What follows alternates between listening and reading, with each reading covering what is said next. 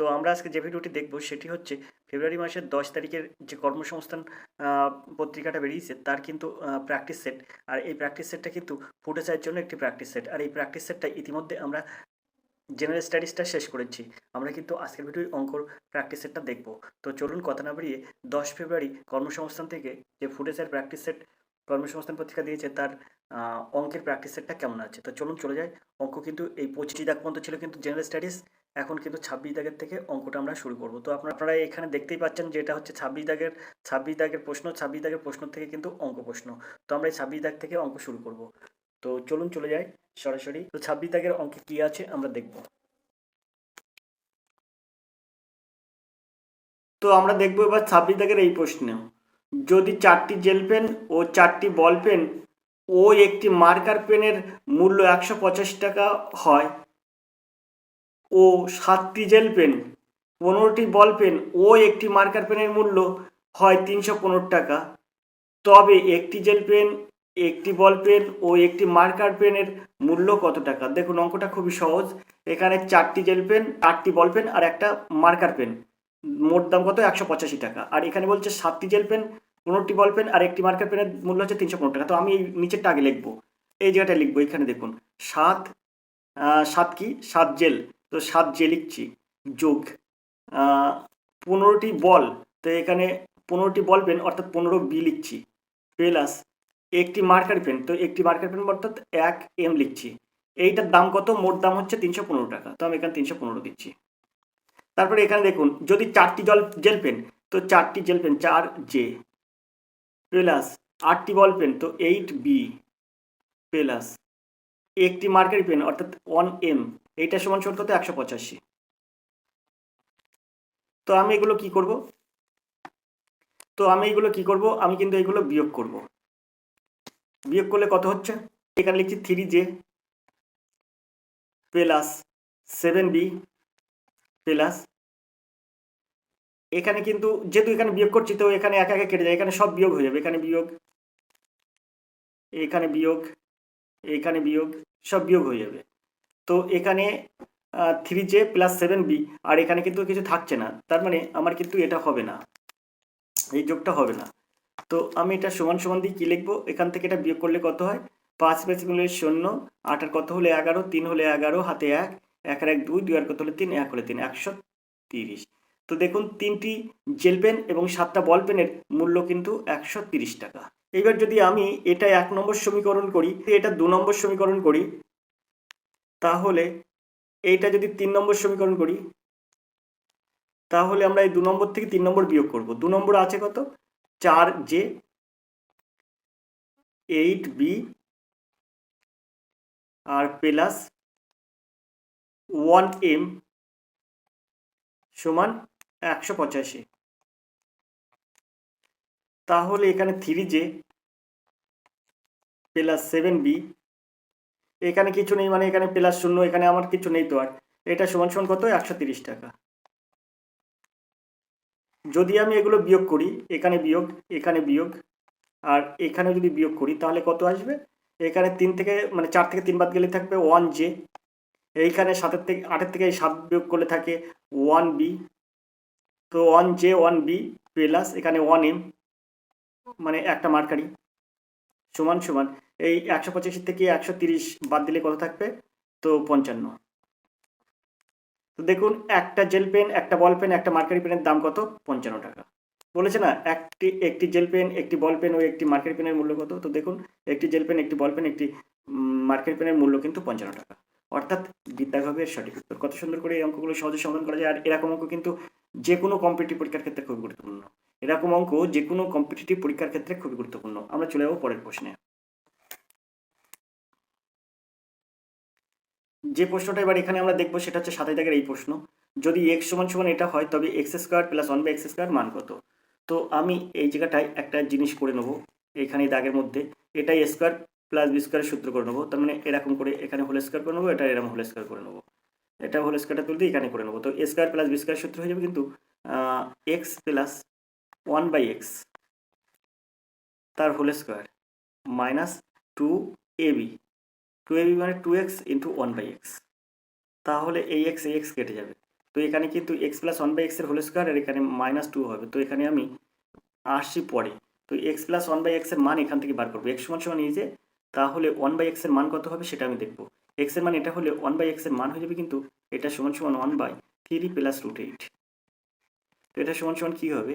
এটা সমান সমান কিন্তু এটা কোরিলেশন হয়ে যাবে। তার মানে 3 প্লাস √8 আসে, 3 মাইনাস √8 দিয়ে একের সাথে গুণ হয়ে যাবে। তো এখানে 3 প্লাস √8 আর এখানে হয়ে যাবে 3 মাইনাস √8, মানে 3 মাইনাস √8 দিয়ে এই ওপর নিচে গুণ করলাম। তো একের সাথে যেহেতু গুণ করতে হবে তাই একই জিনিস থাকবে। তো এইখান থেকে যদি আমরা ক্যালকুলেশন করি তাহলে ওপরে যাবে 3 মাইনাস √8 আর এই জায়গায় যাবে কিন্তু স্কোয়ার মাইনাস বি স্কোয়ার সূত্র। সেক্ষেত্রে 9 বিয়োগ 9 মানে 3 3 কে 9 মানে এরকম হয়ে যাবে 3 এর হোল স্কোয়ার মাইনাস এ প্লাস বি ইন্টু এ মাইনাস বি, তাহলে স্কোয়ার মাইনাস বি স্কোয়ার সূত্র হয়ে যাবে √8 এর হোল স্কোয়ার হয়ে যাবে এখানে। তো এইটা সমান সমান দাঁড়াবে কি, এখানে 3 3 কে 9, 9 থেকে 8 মানে √8 হোল স্কোয়ার করলে শুধু 8 হয়, আর এটা 3 3 কে 9 হয়। তো 9 তে 8 বাদ দিলে 1 থাকে, তাহলে এখানে আমার থাকবে কি 3 মাইনাস √8। তো এখানে আমার x সমান সমান বার করছে 3 প্লাস √8, এখানে আমার 3 মাইনাস √8 1/x সমান সমান, তাহলে 1x প্লাস 1/x এর মান কত হবে? তো x প্লাস 1/x এর মান হয়ে যাবে কিন্তু আমি এখানে দেখাচ্ছি দেখুন, x প্লাস 1/x এর মান হয়ে যাবে কিন্তু x এর মান কত আছে 3 প্লাস √8। এবার এই প্লাসটা এই বসিয়ে দিলাম আর 1/x এর মান আছে কিন্তু 3 মাইনাস √8, তো আমি এখানে 3 মাইনাস √8 দিলাম। তো এটাকে যদি আমরা ক্যালকুলেশন করি তাহলে কি হবে? তাহলে ক্যালকুলেশন করলে হবে কিন্তু 3 প্লাস √8 প্লাস এই 3টা বসে গেল মাইনাস √8 এই বসলো। তো এই মাইনাস √8 প্লাস √8 কেটে যায়, তো 3 আর 3 যোগ করলে কত হয়? 6 হয়। তো আমি এটাকে যদি এই x প্লাস 1/x এর মান বার করলাম 6, তো আমি যদি এখানে 6টা দিয়ে দিই তাহলে 6 এর হোল স্কোয়ার -2 সমান সমান 36 বিয়োগ 2 সমান সমান কত হয়? 6 6 36 বসে গেল আর -2 বসে গেল, তো থাকে কত তাহলে 34। তো দেখুন বিদ্যাসাগরের সঠিক উত্তর 34। আশা করি অঙ্কটা আপনারা বুঝতে পেরেছেন। চলে যাবো আমরা 28 দাগের এই প্রশ্নে। তার জন্য কি করবো, প্রশ্নটা আমরা একটু উপরে দিকে তুলবো। তো এবার যে অঙ্কটি করব সেটি হচ্ছে 28 দাগের এই অঙ্ক।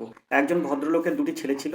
লোকটির মৃত্যুর আগে তার সম্পত্তির এমনভাবে ভাগ করে রেখে যান যে বড় ছেলে পায় মোট সম্পত্তির 5/11 অংশ, বাকি সম্পত্তির 5/11 অংশ পায় ছোট ছেলে, আর অবশিষ্ট অংশ পায় তার বিধবা স্ত্রী। যদি তার স্ত্রীর অংশের মূল্য 3600 টাকা হয় তাহলে দুই ছেলের অংশের মূল্য কত টাকা হবে? তো আমরা মনে করব মোট সম্পত্তি রেখেছেন কিন্তু x টাকা, মোট সম্পত্তি x টাকা। এখন বড় ছেলে পাচ্ছে কত? 5/11 অংশ। তো x গুণ 5/11 মানে 5x/11 টাকা পাচ্ছে। এখন বাকি থাকছে কত? বাকি থাকছে কিন্তু 6x/11 টাকা। এই টাকাটা কিন্তু বাকি থাকছে। 5x/11 টাকা x টাকাতে চলে গেল, তাই বাকি থাকছে কিন্তু 6x/11 টাকা। এই 6x/11 টাকার থেকে কিন্তু 5-এর 11 অংশ পাচ্ছে কে? ছোট ছেলে। তো আমি এখানে 5/11 দিয়ে দেবো। দিলে এখানে এটা সমান সমান কত হবে? 30x/121 টাকা হবে।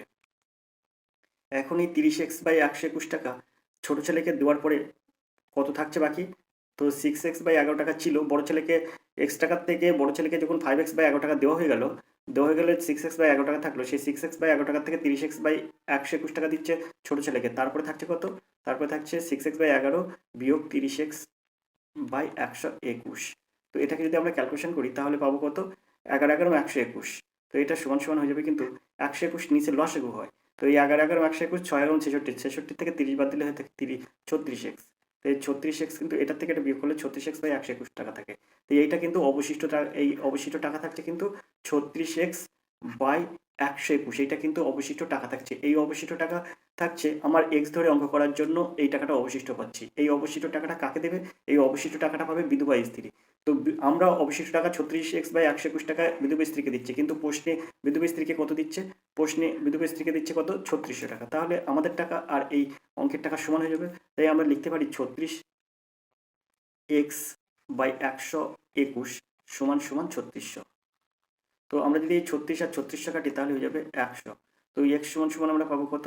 x সমান সমান পাবো 12100, অর্থাৎ 12,100 টাকা। তো x এর মান হয়েছে 12,100 টাকা। তাহলে ওই ব্যক্তি রেখে গিয়েছিল 12,100 টাকা। তো বড় ছেলেকে কত দিচ্ছে? বড় ছেলেকে দিচ্ছে কিন্তু এই 12,100 টাকার থেকে কিন্তু বড় ছেলেকে দিচ্ছে 5/11 অংশ।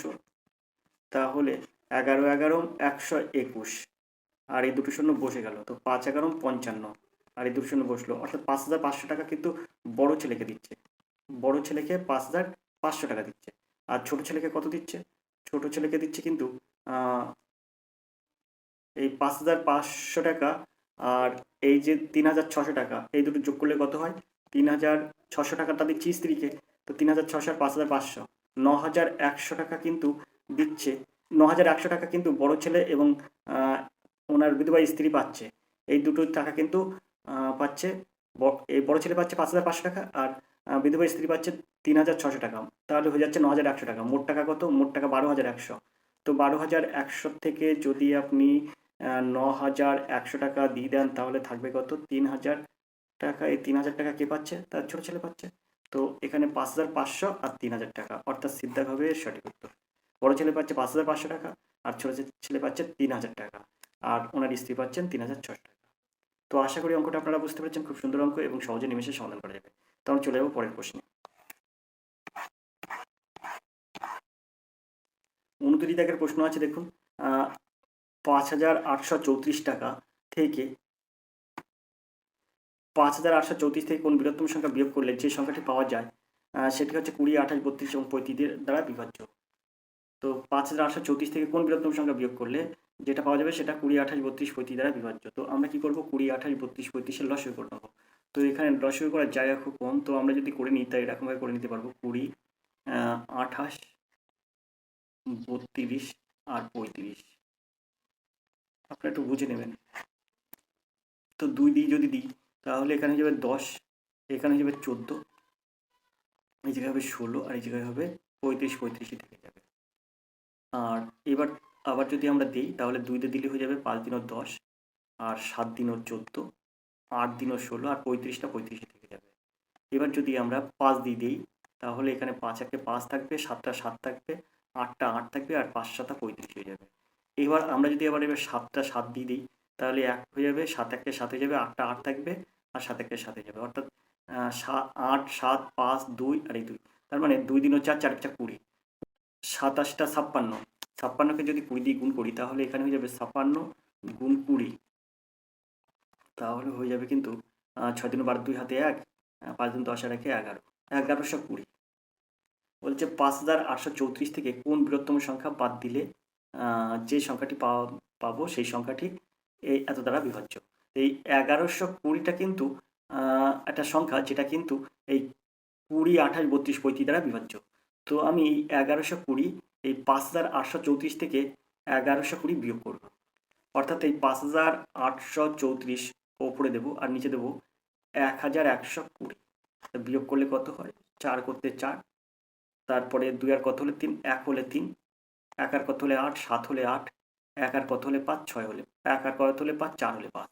তো এখানে কত হচ্ছে? 4,714। এই 4,714 কিন্তু বিয়োগ করতে হবে। বিয়োগ করলে যে সংখ্যাটা পাওয়া যাবে সেটা হবে 1120। সেটা কিন্তু 20, 28, 32, 35 দ্বারা বিভাজ্য, অর্থাৎ সিদ্ধার্থ হবে এর সঠিক উত্তর। সিদ্ধার্থ হবে এর সঠিক উত্তর। আশা করি অঙ্কটা আপনারা বুঝতে পেরেছেন।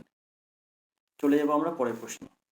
পরের প্রশ্ন আছে 30 দাগের এই প্রশ্ন। এক ব্যক্তি কিছু ডিম ক্রয় করার পর দেখলো মোট ডিমের 10% পচা। পচাগুলি বাদ দেওয়ার পর সে ভালো ডিমের 80% তার প্রতিবেশীদের দেয়। এখন তার কাছে 36টা ডিম আছে, তাহলে কতগুলো ডিম ক্রয় করেছিলেন? তাহলে দেখুন, এক ব্যক্তি কিছু ডিম ক্রয় করার পরে মোট ডিমের 10% পচা বেরোলো। তার মানে উনি যদি 100টা ডিম কেনেন, 100টা ডিম কিনেছেন, 10% পচা বেরিয়েছে, তার মানে 90টা ডিম ভালো আছে। 90টি ডিম কিন্তু ভালো। 10% পচা ডিম বেরিয়েছে মানে কি? 100টার মধ্যে 10টা পচে গেছে, তার 90টা ডিম ভালো। আচ্ছা, এবারে বলছে পচাগুলি বাদ দেওয়ার পরে, অর্থাৎ পচাগুলি বাদ দিয়েছে, তার 90টা আছে, বাদ দেওয়ার পরে সে ভালো ডিমের 80% প্রতিবেশীদের দেয়। তার 90টা ডিমের মধ্যে 80% দেওয়া মানে 72টা কিন্তু প্রতিবেশীদের দিয়ে দেয়। 80% দিয়ে দেওয়া মানে 72টা দিয়ে দেয়। 72টা দিলে প্রতিবেশীদের দেওয়ার পরে তাহলে 90টার থেকে 72টা বিয়োগ হয়ে যাবে, তাহলে থাকবে কত? 8। 7 থেকে 8, 18টা থাকবে। এই 18টা কিন্তু থাকবে তার কাছে। দেওয়ার পরে কী করলো? প্রতিবেশীদের দেয়। এখন তার কাছে আছে 36টা ডিম। আমার হিসাবে 100টা ধরে করেছি, তাই আমি পাচ্ছি 18টা ডিম ওনার কাছে আছে, কিন্তু এখানে প্রশ্ন বলছে 36টা ডিম আছে। তার মানে কি? 18টা ডিমের দ্বিগুণ ডিম কিন্তু তার কাছে আছে। তাহলে আমার 100 জায়গায় 200 ধরতে হবে। এখানে সে কতগুলো ডিম ক্রয় করেছিলেন? তাহলে 18টা ডিম সমান 36টা ডিম, তাহলে একটা ডিম সমান 2টো ডিম, 100 ডিম সমান 200 ডিম, অর্থাৎ 200 হবে সঠিক উত্তর। ঠিক। আশা করি বুঝতে পেরেছেন। এরকম এগুলো সহজে ক্যালকুলেশন করে বার করা যায়। চলে যাবো আমরা পরের প্রশ্নে। পরের প্রশ্ন দেখুন কী আছে।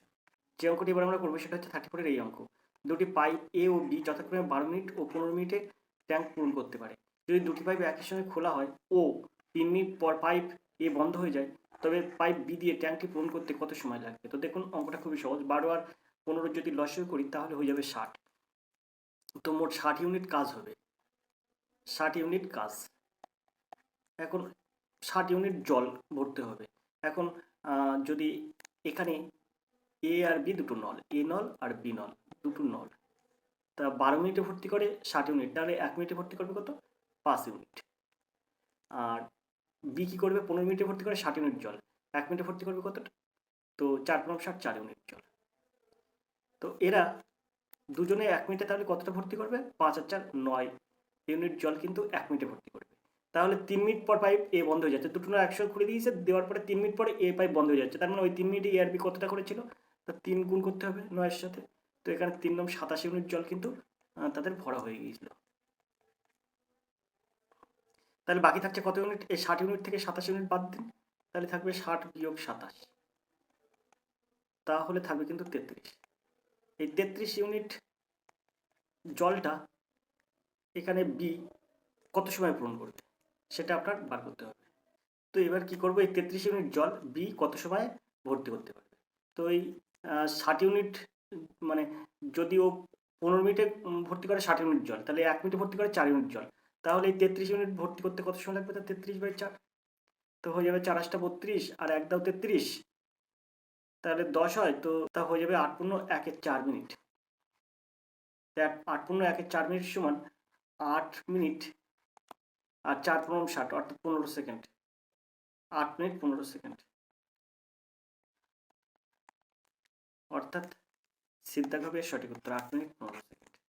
আমরা চলে যাবো 35 দাগের এই প্রশ্নে, তার জন্য প্রশ্নটা একটু উপর দিকে তোলো। তো যে অঙ্কটি এবার আমরা দেখব সেটা হচ্ছে 35 দাগের এই অঙ্ক। পি একটি প্রাচীর 8 দিনে তৈরি করতে পারে, কিউ এটি 3 দিনে ভাঙতে পারে। পি 4 দিন কাজ করার পর কিউ এসে পি এর সঙ্গে যোগ দেন এবং মাত্র 2 দিনে কাজটি করে।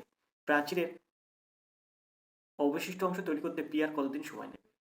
তো মোট কাজ যদি আমরা এক অংশ ধরি তাহলে পি 4 দিনে করবে কতটা? পি কিন্তু 4 দিনে কাজ করবে, 4 দিনে কাজ করবে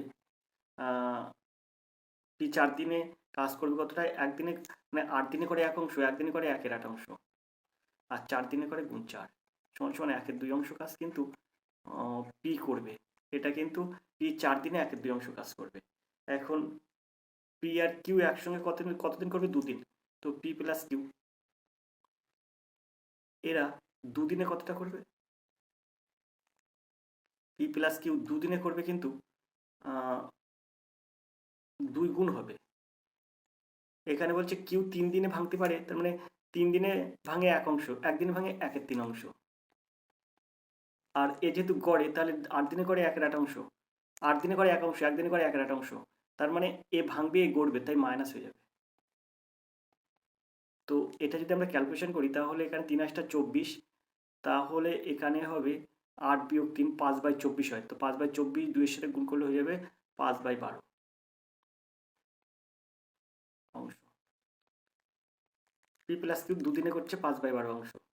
এখন এই যে এই 4 দিন আর এই 2 দিন 6 দিনে কতটা করছে? 6 দিনে কিন্তু তৈরি হচ্ছে 6 দিনে 6 দিনে তৈরি হচ্ছে কিন্তু এই যে 1/2 যোগ 6 দিনে তৈরি হচ্ছে 1/2 বিয়োগ 5/12 সমান সমান 12 লসাগু হয়ে গেলে এখানে 1/12 কিন্তু থাকে। এই 1/12 অংশ কাজ কিন্তু তারা 6 দিনে, মানে 6 দিনে 1/12 অংশ হয়েছে, 1/12 অংশ দেওয়াল তৈরি হয়েছে 6 দিনে। এখন বলছে বাকি কাজ, এবার বলছে কি যে প্রাচীরের অবশিষ্ট অংশ তৈরি করতে পি আর কতদিন সময় নেবে? তো বাকি অংশ কতটা থাকছে? তো বাকি থাকছে কিন্তু বাকি সমান সমান 1 বিয়োগ 1/12, তো এখানে হয়ে যাবে কিন্তু 11/12। এই 11/12 অংশ কিন্তু এই পি কতদিনে করবে সেটা আমার বার করতে হবে। তো আমরা এখানে কি জানি? পি 8 দিনে করে কত অংশ? 1 অংশ। তো পি 1 অংশ করে 8 দিনে, 11/12 অংশ করবে কত দিনে? তাই কি হবে? 11/12 সঙ্গে কিন্তু 8টা গুণ হয়ে যাবে। তো এটা যদি আমরা ক্যালকুলেশন করি তাহলে 4 দিনও 8, আর এখানে হয়ে যাবে 6 দিনও 12। আবার যদি ক্যালকুলেশন করি তাহলে 3 দিনও 6, আর এখানে 2 দিনও 4, অর্থাৎ 22/3 সমান সমান 7/1/3, অর্থাৎ এর দাগ হবে এর সঠিক উত্তর। আশা করি অঙ্কটা আপনারা বুঝতে পেরেছেন। চলে যাবো আমরা 36 দাগের এই প্রশ্নে, তবে প্রশ্নটা একটু উপরে দিতে হবে। 36 দাগের প্রশ্ন আছে, দেখুন। একটি প্যাসেঞ্জার ট্রেন ঘন্টায় 80 কিলোমিটার গতিতে চলে। একটি মালবাহী ট্রেন স্টেশন থেকে ছেড়ে যাওয়ার 6 ঘন্টা পর প্যাসেঞ্জার ট্রেনটি যাত্রা শুরু করে। 4 ঘন্টা পর মালবাহী ট্রেনটি অতিক্রম করে। মালবাহী ট্রেনটির গতিবেগ নির্ণয় করুন। দেখুন কত সুন্দর অঙ্ক, খুব সহজে অঙ্ক সমাধান হয়ে যাবে।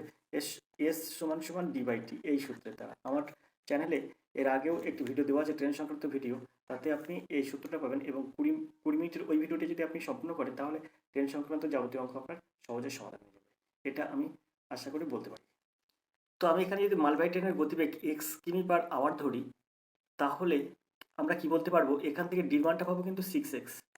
6 ঘন্টা পরে কিন্তু যখন ছাড়ছে, তাহলে এ কিন্তু ওই যে 6 ঘন্টায় x কিমি/আওয়ার বেগে যদি যায়, তাহলে 6x কিমি কিন্তু তার যেতে হবে। তো সেইখানে ডির মান হয়ে যাবে 6x, আর এস এর মান হয়ে যাবে কিন্তু এই এস মানে আপেক্ষিক গতিবেগ, যেহেতু তারা দুজনে একই দিকে যাচ্ছে, তাই তাদের আপেক্ষিক গতিবেগ হয়ে যাবে কিন্তু 80 বিয়োগ x কিমি/আওয়ার। তো এইটা সমান সমান ডি হয়ে যাবে কিন্তু 6x, আর টি হয়ে যাবে কিন্তু এই 4 ঘন্টা পরে। তো এবার এটাকে যদি আমরা ক্যালকুলেশন করি, তাহলে সহজে এটা সমাধান করতে পারবো। তো এখানে 2 দিনও 4, আর এখানে 3 দিনও 6, অর্থাৎ 3x সমান সমান 80 দিনও 160 বিয়োগ 2x।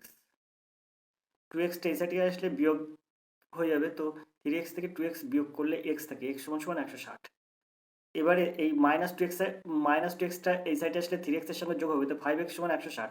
তাহলে x সমান সমান কত হবে, 160/5।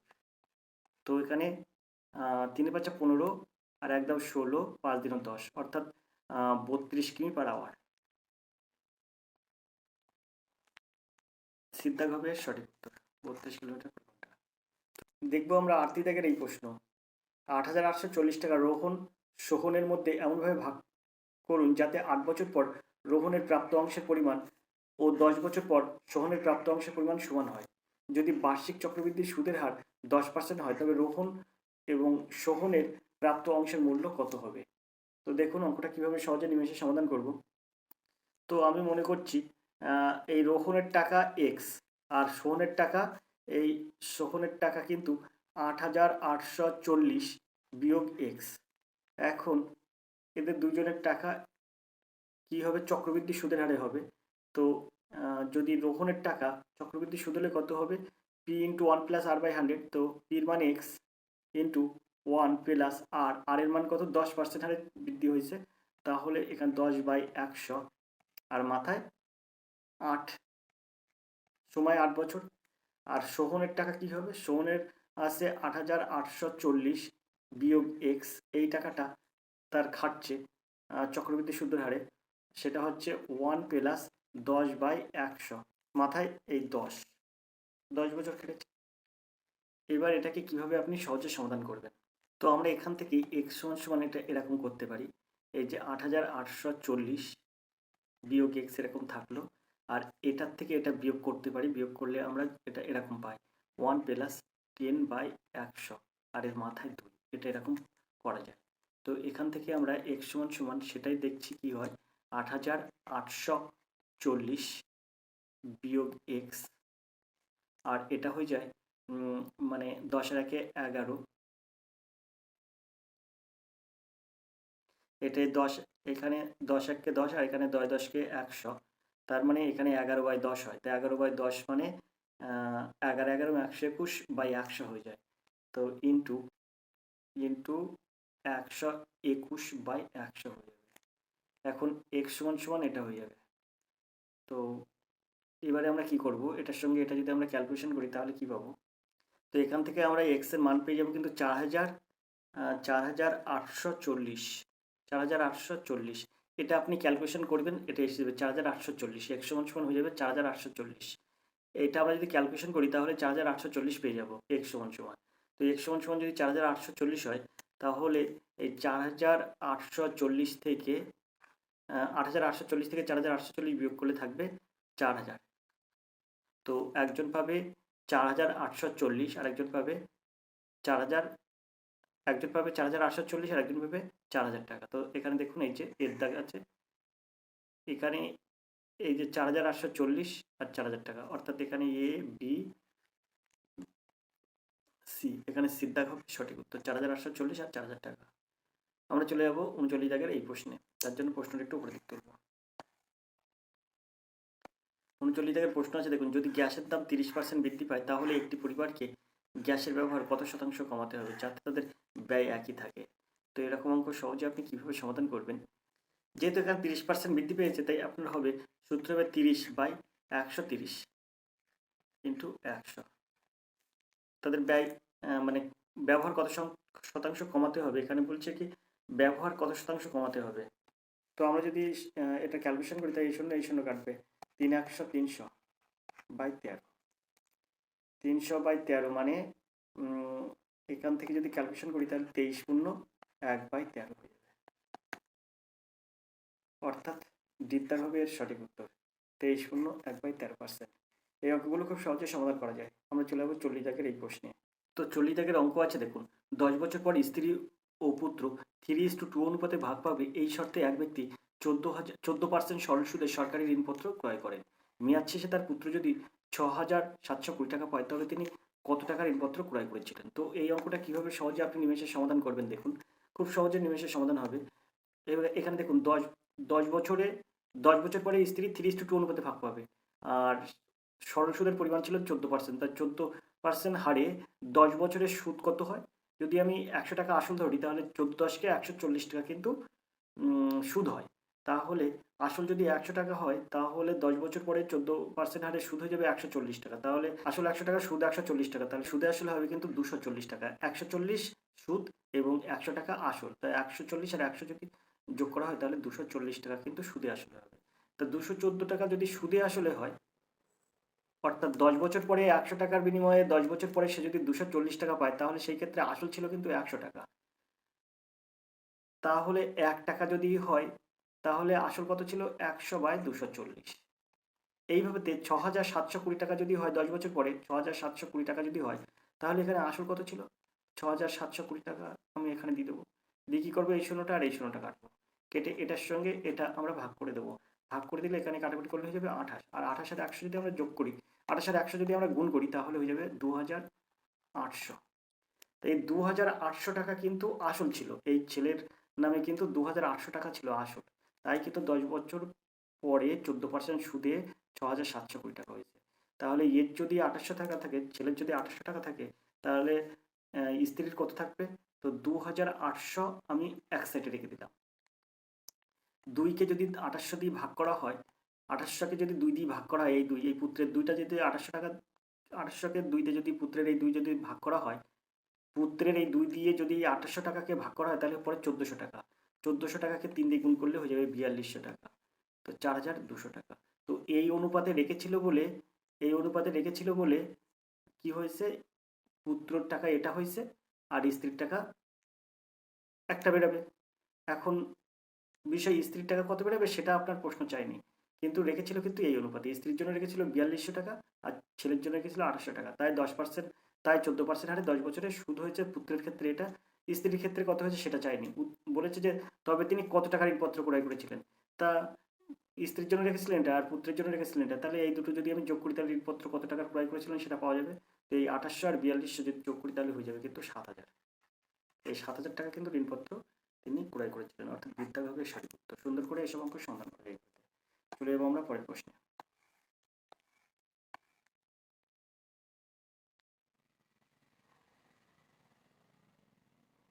দেখবো আমরা 41 দাগের এই অঙ্ক।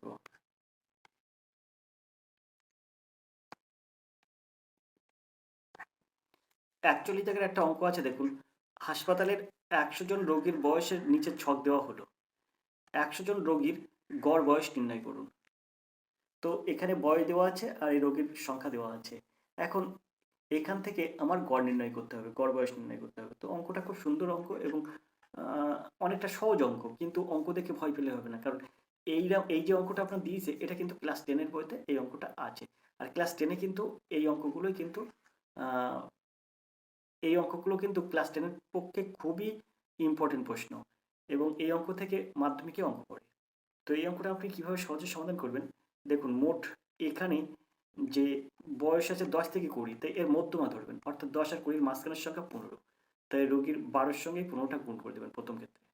তা 12 আর 15 কত হচ্ছে, তো 5 12 60 শূন্য, আমি এই জায়গাটা গুণ করে দিচ্ছি, 5 12 60 শূন্য, হাতে 6, 12কে 12 6 18, 180।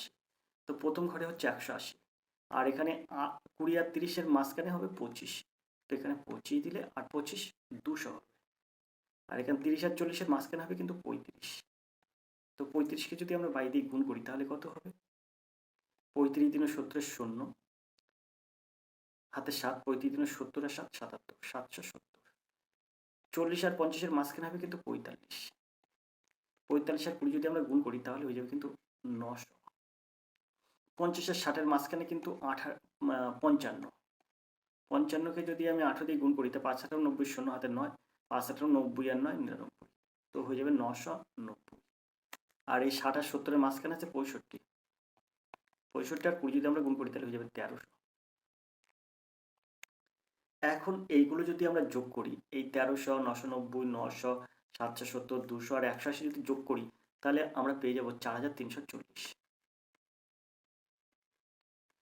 যেহেতু গড় নির্ণয় করতে বলেছে তাহলে মোট রোগীর সংখ্যা কত, 12 আর 8 20, 20 আর 22 32, 20 আর 22 42, 42 আর 20 62, 62 আর 18 80, 80 আর 20 100, এখানে রোগীর সংখ্যাও বলেছে 100। তো আমরা এই মোট বয়সকে রোগীর সংখ্যা দিয়ে ভাগ করে দিলাম 100।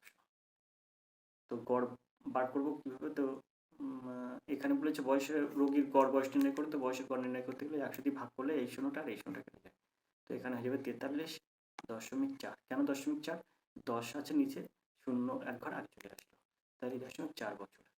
এটা কিন্তু রোগীর গড় বয়স, অর্থাৎ সিদ্ধাগবের সঠিক উত্তর।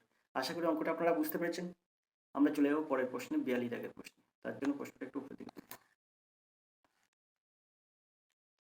42 দাগের প্রশ্ন আছে, দেখুন এক ব্যক্তি দেখলেন যে একটি বৃত্তাকার মাঠ একবার পদক্ষেপ করতে যে সময় লাগে মাঠের ব্যাস বরাবর তার চেয়ে 30 সেকেন্ড কম সময় লাগে। তার গতিবেগ যদি মিনিটে 90 মিটার হয় তবে মাঠের ক্ষেত্রফল কত। বলছে মাঠের ব্যাস বরাবর যেতে তার চেয়ে 30 সেকেন্ড কম সময় লাগে, তার গতিবেগ যদি মিনিটে 90 মিটার হয় তবে মাঠের ক্ষেত্রফল কত। তো আমরা সবসময় জানি বৃত্তাকার মাঠের পরিধির সূত্র হচ্ছে 2πr, আর হচ্ছে বৃত্তের ব্যাসার্ধ। এখন ব্যাস বরাবর গেলে তার চেয়ে 30 সেকেন্ড কম সময় লাগে, তো ব্যাস বরাবর মানে ব্যাসার্ধ যদি আর হয় তাহলে ব্যাস হবে 2r, তো 2r এইটা সমান সমান কত, এইটা সমান সমান কিন্তু এখানে বলছে তার গতিবেগ যদি মিনিটে 90 মিটার হয়, আর এখানে বলছে দেখুন ব্যাস বরাবর গেলে তার চেয়ে 30 সেকেন্ড কম সময় লাগে, তো 90-এর হাফ কিন্তু সময় লাগবে, 1 মিনিটের হাফ 30 সেকেন্ড, তার 90-এর হাফ যাবে 45, তো এখানে 2πr বিয়োগ 2r সমান সমান কিন্তু 45। তো আমরা এখান থেকে যদি 2rটা কমন রাখি, 2r কমন রাখলাম তাহলে পাই বিয়োগ 1 থাকে, তাহলে 22-এর 7, পায়ের মান 22-এর 7 বিয়োগ 1, এটা সমান সমান 45। তাহলে এখানে আমরা বলতে পারি 2r সমান সমান 45টা 45 রাখলাম, আর